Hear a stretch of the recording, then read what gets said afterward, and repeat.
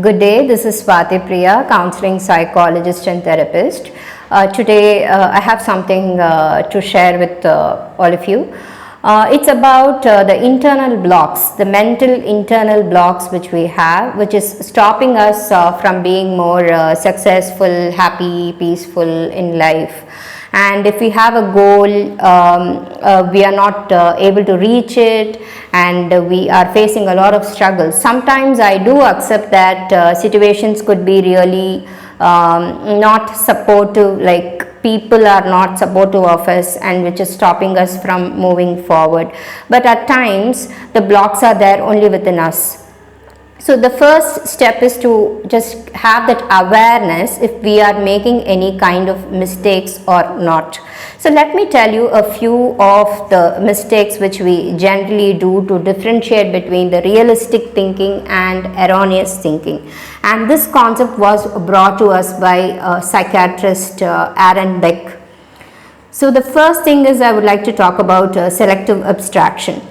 Selective abstraction is we just look into one aspect, and we are not considering the other aspects which is necessary for us to take a decision. For example, if I am an interviewer and I have two candidates, and one candidate is maybe like fair skinned and like looks stylish and speaks English very fluently, and the other candidate is a little dark skinned and the dressing style is not very appealing to me, but then I think to whoever suits that particular job which I am going to, like maybe it's a mechanical job or a kind of chemical engineering related or biomedical instrumentation, whatever it is, but I think there should be some like test them for the subject knowledge and whether they will be able to complete the task and time management and other skills. So excluding all that, if I am going to just choose a candidate based on the physical appearance and the way of speaking English,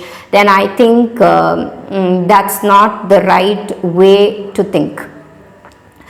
And then comes dichotomous thinking. Dichotomous thinking is we either categorize people into two, maybe this is a good person or a bad person. So I think like somewhere people, all of us are in between. We need to take a middle ground, like not like all of us have positive qualities, all of us do have a few negative qualities which are not so appreciable, including psychologists.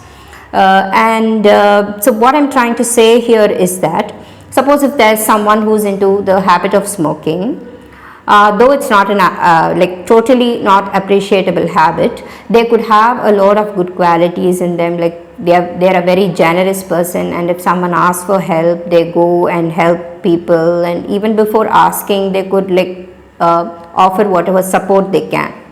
At the same time, you can have someone who is going to the temple every day and doing the pujas, and you can't categorize them to be a good person, because there could be some backstabbing which they are doing for their own family members, or stealing finances in the relative circle. It happens.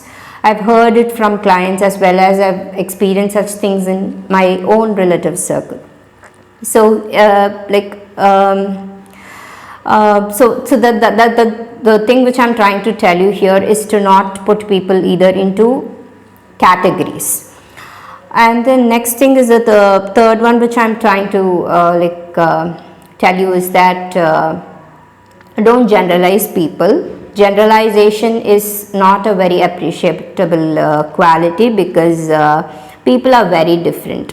Like for example, if we say that all girls and boys staying in hostels do have a lot of bad habits like drinking or having boyfriend, girlfriend, such things, I think it's not like that. Maybe a few are doing such things, but we cannot say that that the person is not disciplined or they are like doing something very wrong.